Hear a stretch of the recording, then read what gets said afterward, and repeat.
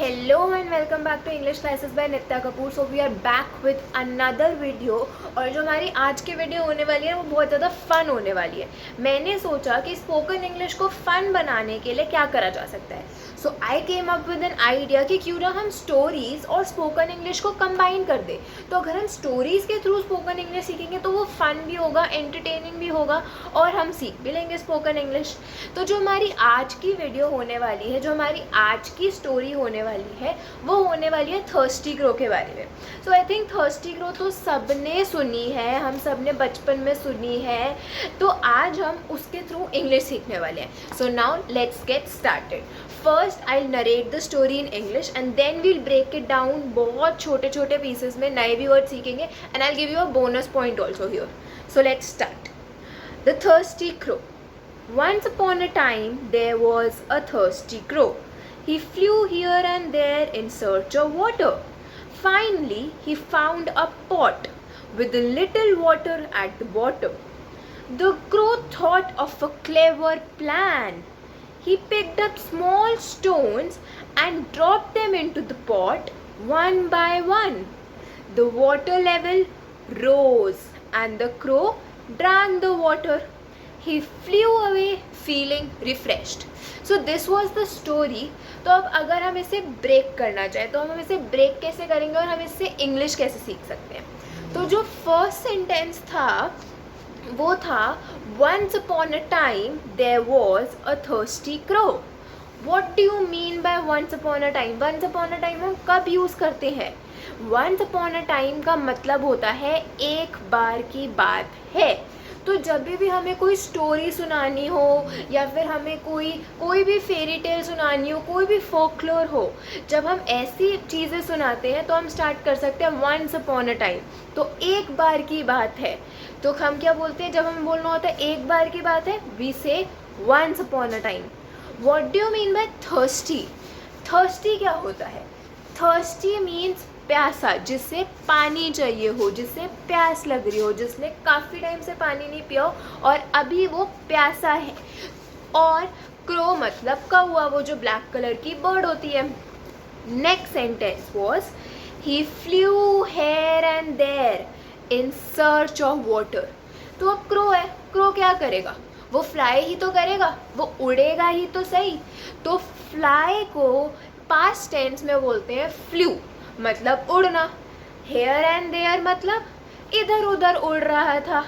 क्या ढूंढ रहा था? इन सर्च ऑफ का मतलब क्या होता है? इन सर्च ऑफ मतलब तलाश में. किसकी तलाश में? पानी की तलाश में. इन सर्च ऑफ वाटर. तो अगर मैं बोलूँ कि I am in search of water, इसका क्या मतलब है? कि मेरे को पानी की तलाश है. या फिर अगर मैं बोलूँ I am in search of a job, तो इसका क्या मतलब है? कि मैं एक जॉब की तलाश में हूँ. तो अगर आपको कभी भी बोलना है that you are in search of a job, आप जॉब की तलाश कर रहे हैं, तो आप बोल सकते हैं you are in search of a job. Let's move ahead. Next sentence was finally he found a pot with a little water at the bottom. Finally का क्या मतलब होता है? Finally means आखिरकार. He found, उसको क्या मिला? एक pot. pot क्या होता है? एक मटका. तो आखिरकार उसको एक मटका मिला. with a little water at the bottom. little water, little मतलब थोड़ा सा, तो उसमें थोड़ा सा ही पानी था और बहुत नीचे था. अब क्रो तो उसके अंदर जा नहीं सकता. उसके अंदर जाएगा तो उसको तो स्विमिंग नहीं आती, वो तो डूब जाएगा. तो अब what happens next was the crow thought of a clever plan. Crow ने क्या सोचा? थॉट मतलब सोचना. क्रो ने क्या सोचा? ही thought of a clever plan. Clever plan का क्या मतलब होता है? क्लेवर मतलब चालाक, प्लान मतलब योजना. तो क्रो ने एक चालाक योजना सोची, एक क्लेवर प्लान सोचा. अगर मेरे को क्लेवर प्लान का किसी और सेंटेंस में यूज़ करना है तो मैं कैसे कर सकती हूँ? I thought of a clever plan to score good marks, कि मैंने एक चालाक योजना सोची अच्छे मार्क्स स्कोर करने की।